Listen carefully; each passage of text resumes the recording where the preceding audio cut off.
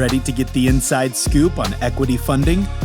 Tune in to TDJ Equity Funding Insiders Podcast for an in-depth look at what it takes to access financial capital and maximize your investments.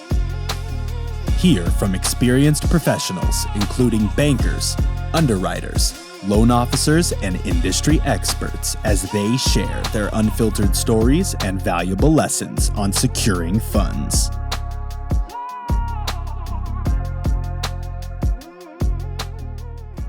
Hello, everyone, and welcome to today's podcast. I'm Jacqueline Jackson, your host of TDJ Equity Funder Insiders Podcast. And today we have a special guest, someone or a profession that we all would love to know but hardly ever see. It's an underwriter. And her name is Jean Vann, and she's from Florida. And so Jean is going to join us today and give us her insights and knowledge into dealing with personal funding and dealing with business startup funding as well. Welcome, Jean, and thank you for coming into our show today. Hi, Jackie. Thank you so much for having me today. It's a pleasure to be here. And pleasure to have you. So first of all, we want to do, Jean, is if you would, let's start off with tell our listeners a little bit about you as your experience is on this as well. Okay, great. So I have been in sales probably for about 25 years, sales, consulting, helping people, clients figure out, the best way to do things, regardless of what kind of industry or field they're in. The last 10 years, I've been an actual direct lender and or funding consultant, helping people actually get the money and guiding them on how to get the money and where to get the money. So about 25 years altogether, but the last 10, I focused strictly on the actual direct lending and funding. And funding process. Wonderful. And so I guess what we also want to do, if we can, let's explain for us underwriting, what are some of the duties that the underwriters actually do from your side of what you know?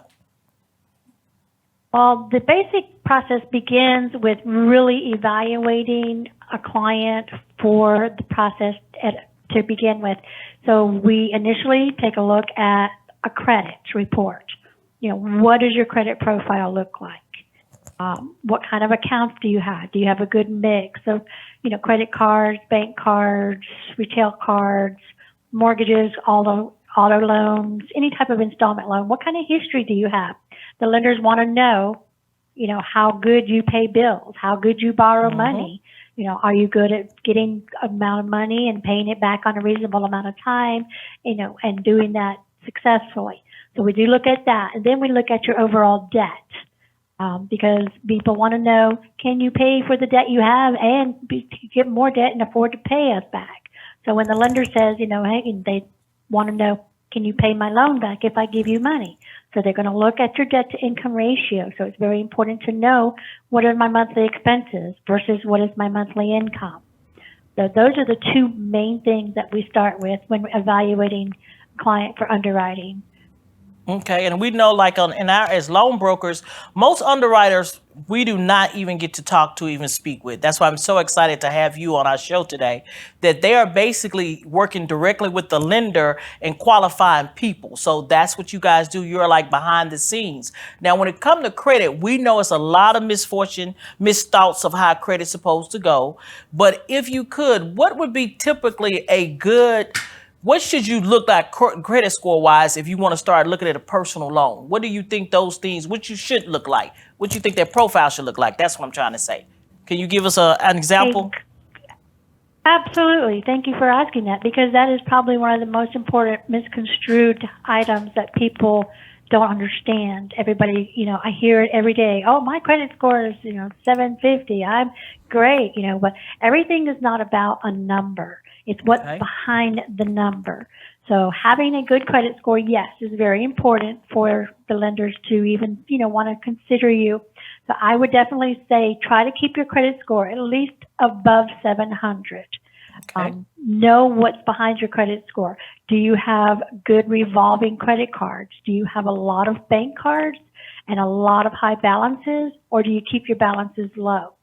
It's very important to make sure that you keep your credit card balances low, preferably below 30%, because that means you're not out misusing your money, or running all your credit cards up. Lenders look at that as misuse of funds.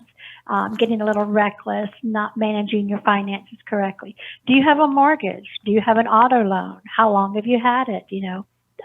Having a good overall mix. There's 4 components to your credit report. That is the age of your credit report, the type of accounts you have, the mix, what they call the mix. Those 2 items right there are huge factors in your credit profile. Then the actual utilization of your credit revolving accounts, and then the age of your last credit account and the number of inquiries you have. So you want to have a good mix. You want to have low utilization, preferably the lower the better, because that increases your credit score. So the lower your utilization, the higher your credit score will be. If you have a credit card that is maxed out, I don't care if it is just your local Target card and it's got a $1,000 limit, but you've got it maxed out at $1,000, your utilization is going to be 100% just on that one card. That's going to affect your overall credit score. But once you pay that down, you can see your credit score jump, 20 to 30 points just by paying that one card off. So if you do that with all of your cards, maintain lower balances, keeping them low every month is going to keep your credit score higher. So keep that things in mind in keeping a good mix, keeping all your bills paid on time, don't have any late payments, don't have any collections. Do you have any charge-offs in the past? Oh, I forgot to pay off that one little Credit One bank, $300 credit card from 5 years ago. I just let it go. Well, it's still on your credit report and it's still affecting your credit score. When we're looking at these credit reports every day, I see all kind of things, and people will be like, oh, I didn't know I was even there. I had no idea. So it's very important to, keep a maintained profile every month. Monitor your credit profile every month. I recommend definitely doing something with Experian online, because these monitoring services, they don't always report some of the old stuff that you don't know is there. So all these little factors will keep your overall profile looking strong. Keep your credit score over 700. Keep your utilization below 30%. So you pay all your bills on time. Don't have any late payments, and try not to have any old collections pop up that you forgot about. So what you're saying, I totally agree with Jean, because, working with you and working with a lot of underwriters, which we don't necessarily talk to a lot of them directly, most people don't, but I have found out that what we did put together something based on what you're saying, that we let people know, and you correct me if I'm wrong, that we tell them that you need to have, 700 credit score, like what you said. We ask that you have no derogatories like in 24 months. We also ask if they can keep their inquiries like six inquiries in a year, or even maybe less than that is what they want to do. And also to make sure that 30% means that if your credit card, like you said, is $1,000, that means you only should spend $300 a month and don't go over that. And so we put that in place to let people know this is to give you some type of guideline, because normally we don't really, when it comes to doing credit, and this as well, and we've talked about it, people apply and just hope it sticks. But it's not, it's a method to the madness if you just learn how that works. Am I correct? That is so correct. So many people don't understand that going out and applying for every credit card you see just because, oh, this one's got a good incentive, or this one's got a good interest rate, or this one's got a 0%. If you apply for all of these credit cards all at the same time, now you're bogged down with all these inquiries. And that's not going to look lucrative to lenders, because lenders are thinking, oh, now you're a shopper. You go out and apply for every credit card there is out there. And then, that's a risk of running, those balances up and, being careless with the money. Right, exactly. So it is. So basically what you're saying, like we tell people, your credit plays a factor when you're actually trying to get funding. You just gonna have to realize that and have to be responsible. Now, I've been told, and you probably heard it as well, that I get an EIN or I do a LLC, then I can get credit with that. And I guess you can to a certain point, but when it comes to you starting out, they're going to look at that personal credit, right? Anytime you apply for credit, I don't care if it's for personal or business, anytime you apply for any type of credit, your personal credit report is going to be the first thing anybody looks at.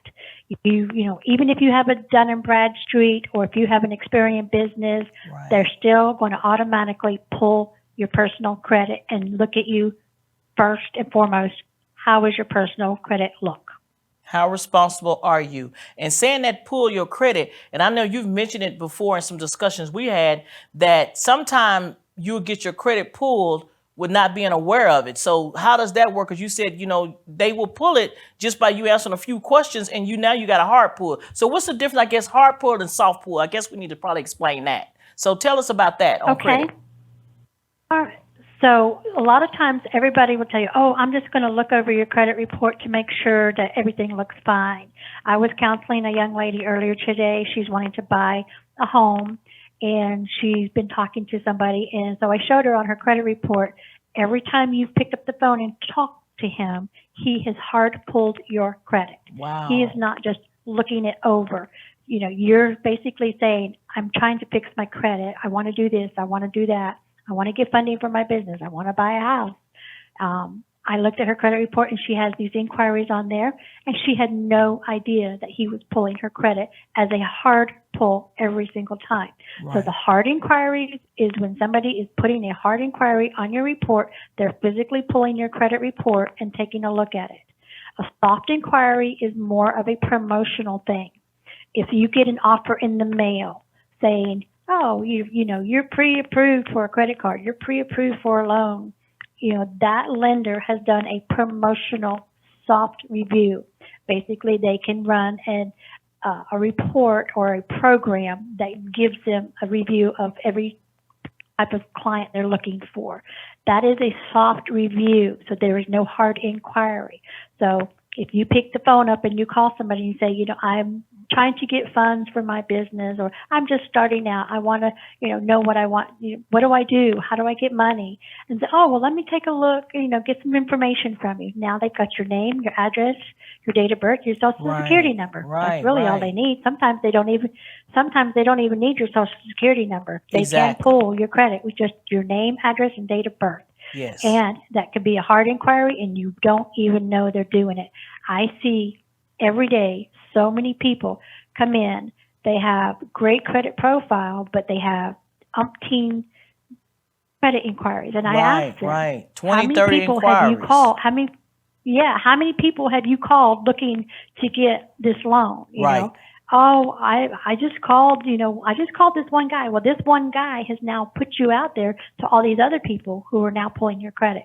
So just be careful, who you talk to. Right. If they tell you, oh, no, I'm not doing a hard inquiry, you make sure that you understand what information you're giving them. Give them your first name. Don't give them date of birth or social unless you understand that you will possibly get your hard credit pulled. Right. And you made a good point. People did not understand that you don't have to give your social security number if you've given them everything else for them to actually pull your credit.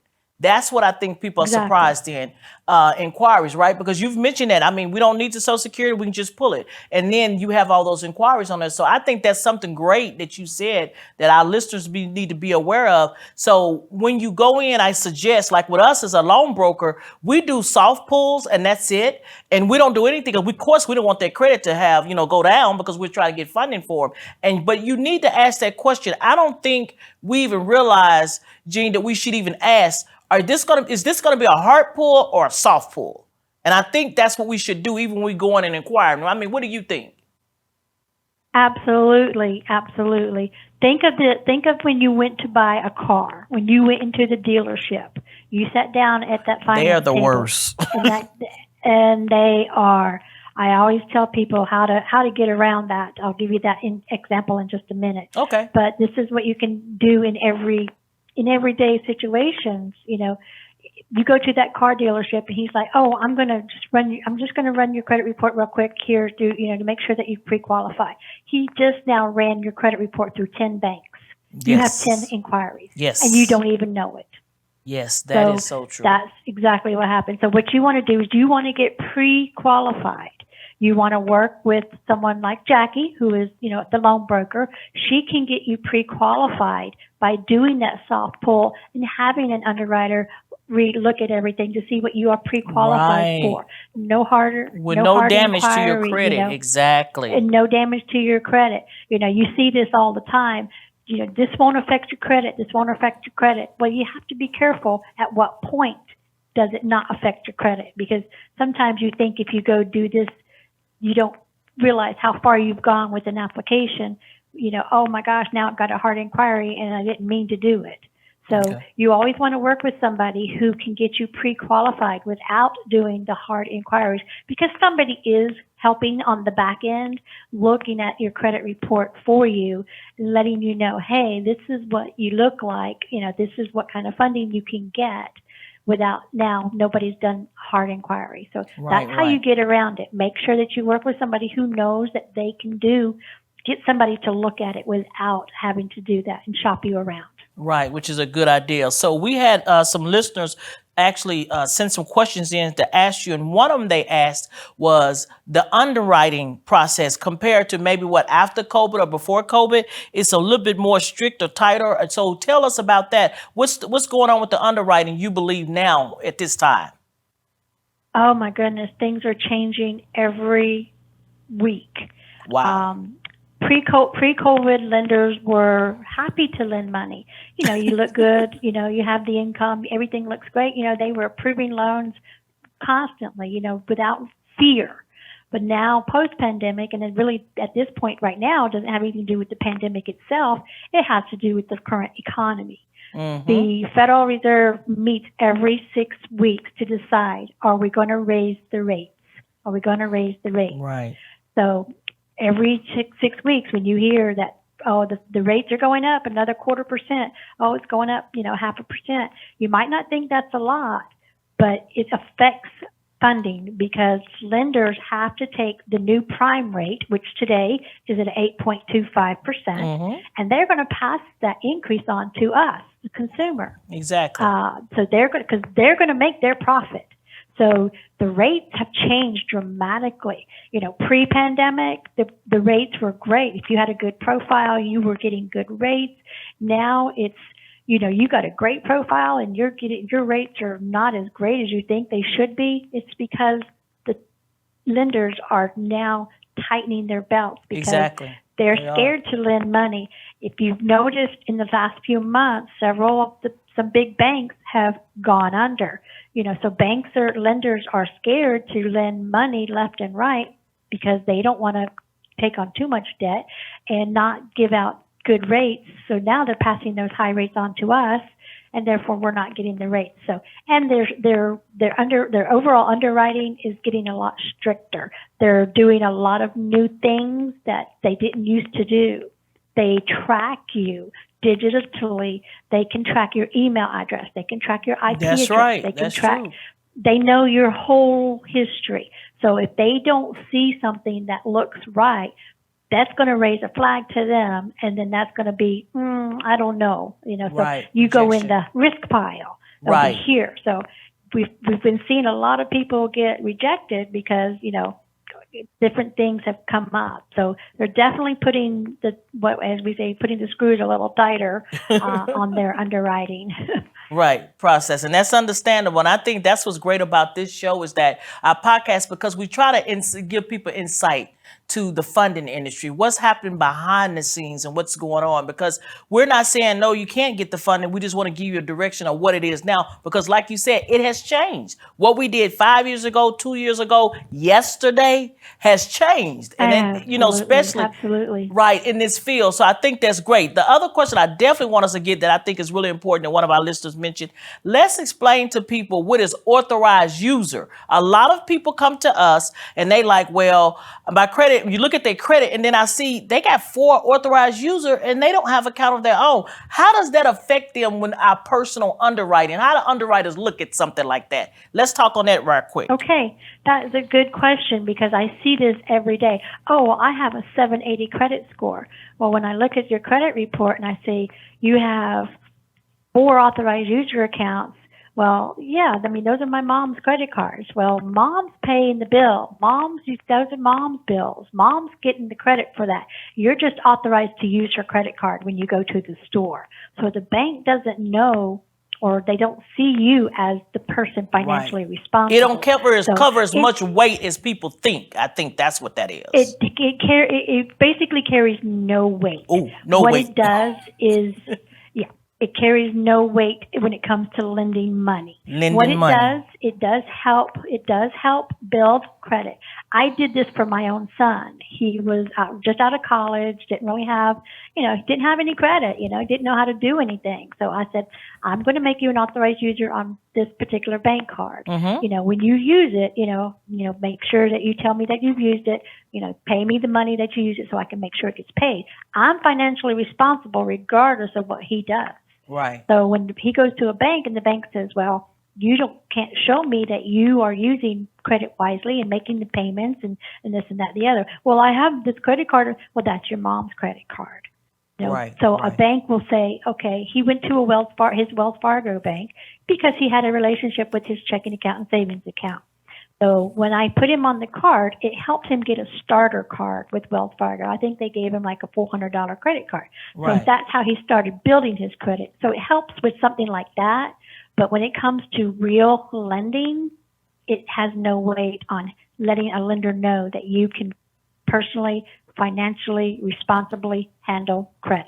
Exactly. And that's the biggest shock that I've had people come our way and we have to explain to them. When it comes to lending, unsecured personal funding, they're going to look at you, not authorized user. And people are paying a lot of money, Jean, for them to use other people's cards. They got some deals out here like that people are jumping on. Well, I've used, $20,000 line of credit and I would just put on there. I'm like, that helps with your scores and maybe do well at a car lot. But when it comes to lending, they're looking a lot deeper than that. And like you said, authorized user is not going to cut it. And that's what they have to understand. So I think that is something great. Yes, ma'am. What else you have to say on that? Yeah. Well, you mentioned, unsecured funding, which is what, we primarily focus on for, starting up businesses and helping people get funding. Think of it this way. Would you loan the person next to you $10,000? No collateral, nothing to hold and guarantee that you'll get your money back. No. Now your friend goes off on vacation, has a great time, goes to Vegas, blows the money. Now they can't pay you back. That's how the lenders look at it. They're taking all of the risk because this money is unsecured. Right. So, you want to take a vacation and run off to Mexico with their money, that's great. But to them, that's not great. So they take, you enjoyed your vacation, but now you come back and you feel like, I don't have to pay this back. I don't have to, I'm not going to lose my house, my car, nothing. I don't care. Right. But that's how lenders think, unsecured money. I'm taking the risk in giving you money. Are you worthy of getting this money? Especially when you're talking about thousands and thousands of dollars, If I loaned you $10, I'm not going to be out $10, but I'm not going to worry about 10. But when a lender gives you thousands and thousands of dollars, it makes a big difference. So, that's where the financial responsibility, showing a lender that you are financially responsible, is huge. Is huge. And that's something you have to do. So that's what I tell people. Don't start a business and focus on your business and think you don't have to focus on your personal credit. Because like you said, it's the amount of loan. And we're talking about $100 or $200 or $400 line of credit. You may can swing it on that. But at some point when you get the bigger money, they're going to look at that credit personally, even for your business. I know even when we've had people that have been approved for $1.7 million. Well, guess what they asked for? Credit score. Credit file, And they looked at it and they wanted to know, okay, he hasn't paid this lien that's 10 years ago. What happened? Come to find out it was just a fee that he wasn't aware he had to pay. And that saved him. But between me and you and everybody that's listening, the lender was ready to deny him for that alone. 1.7 million. And he had a credit score of 760. So what you're saying is correct. And we have to really pay attention to that. So we definitely want to look more into it. I mean, this has been awesome. You have always given awesome information to our group. And today you did that as well. And we thank you so much, Ms. Jean. Is there anything else that you can think of that we didn't mention that you would like for us to mention for our audience today? Well, if we're talking to people who are looking to start a business, just kind of know what you're doing as far as getting into starting the business. Have a plan. Don't quit your day job just yet. You still need to pay your bills today. I've seen so many people, I've got this great idea, and I'm going to do all this. I'm going to get the money, and then I quit my job last week. Well, how are you going to keep paying your bills? The lender doesn't want to, have a plan on have a long-term plan, short-term and long-term plan, because this doesn't happen overnight. Keep your credit intact. Keep your house in order. Pay your bills on time. Keep everything, nice and neat. And then also have belief. Believe in what you're doing. If you have a dream, go for it. But know what it takes to get there. Because there are people out there who want to help you. There are people who want to, help you get the money, and they'll get you the money. Exactly. Just believe in what you're doing, but keep everything in order to make it happen. Well, thank you. That is awesome. And I thank you for sharing your thoughts, your visions, and your opinions with us today. We do appreciate you. So do we want to thank Jean for coming in to visit with us today? Ms. Jean, thank you for coming. Oh, thank you so much for having me. It was a pleasure. Always a pleasure working with you, Jackie. Yes, ma'am. And I want to thank our audience, our podcast listeners. I want to thank you all for tuning in as well. Until next time, you all take care. We hope you enjoyed this episode of TDJ Equity Funding Insiders Podcast. If you'd like to be a guest or get in touch with us, please visit our website at tdjequityllc.net/podcast or email us at podcast@tdjequityfundinginsiders.net. Until next time, take care.